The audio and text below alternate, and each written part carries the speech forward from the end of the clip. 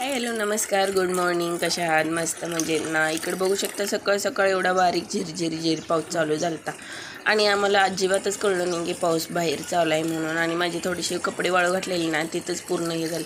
इकडं अंदूक सगळं वातावरण झालं आणि रात्रीची भांडी शिल्लक राहिली होती म्हणून इकडं टब भरायला लावलेलं इकडे मी पाणीला. आणि एवढ्या झिरझिर पावसात कसे कपडे धुवायचे हा विचार करत ना मी एक विचार केला की आपण डोक्यावरती काहीतरी घ्यायचं आणि मग भांडी धुवायचं. का तर असं थांबू पण शकत नव्हते, का तर सकाळ सकाळ डब्बा करून द्यायचा होता. काल सगळ्यांचा उपवास होता, एकादशी.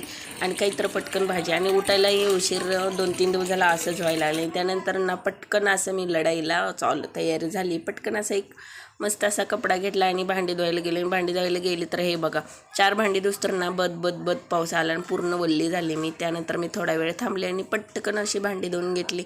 फास्टमध्ये भांडी धुतल्यानंतर ना इकडं ब्रश करण्यासाठी मी लगेच आवरलून घेतलं. का तर खूप वेळ झालता आपल्याला आज उठायला म्हणल्यानंतर. इकडं चिवचिव वगैरे इकडं वातावरण बघू शकता किती छान झालेलं आहे. ह्यांना दाखवत ना मी ब्रश करून घेतला स्वतःचं.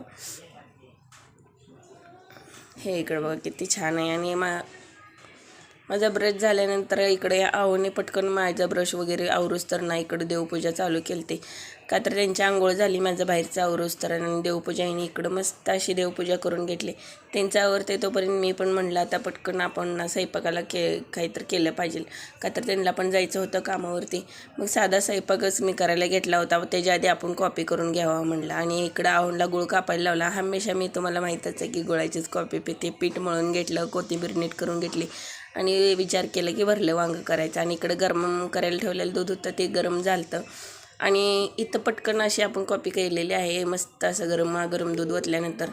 आणि चहा प्यायचा सोडायचा विचार करतोय, पण काय करणार आहे, झिरझिर पाऊस आहे ना, सारखं चहा प्यायला मजबूरच करते. पण चहा काही पित नाही, पण कॉफीच घेते रोजच्या रोज. आम्ही थोडीशी एक टायमालाच घेतो.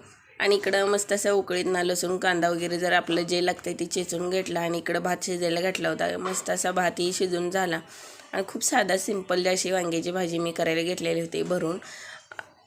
आणि त्यामध्ये आपण टाकलेलं आहे थोडंसं शेंगदाण्याचं कूट, हळद, त्यानंतर आपल्या घरातलं आहे तिखट आणि कोथिंबीर. आणि त्यात 1 चम्मचभर तेल टाकलेलं आहे. कोण पाणी पण टाकून त्याचा यूज करू शकता बरं का मित्रांनो तुम्ही असं. आणि असं मिक्स करून भरून केलं ना खूप टेस्ट चांगली येते. आणि पाणी टाकले का थोडं जरा वेगळी टेस्ट येते. आणि इकडं आपण वांगी भरून घेतलेलं आहे. तर लसूण कोथिंबीर जिरं कुटून घेतलेलं ते पण ठेवलेलं आहे. इकडं बघू शकता किती. आणि आज ना मेन म्हणजे उपवास सोडण्यासाठी वाघाटीचं खूप महत्त्व असं म्हणलं जातं की आपली जोपर्यंत वाघाटीची भाजी खात नाही ना तोपर्यंत ना कालचा उपवास रुजूच नाही आहे असं म्हणलं जातं.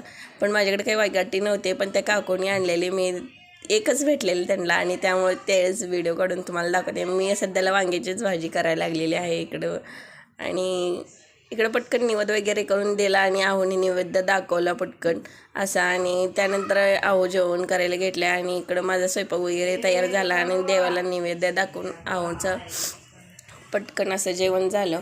आणि माझी अशी होती आजची मॉर्निंग. आवडल्यास लाईक करा, सबस्क्राईब करा. Bye bye.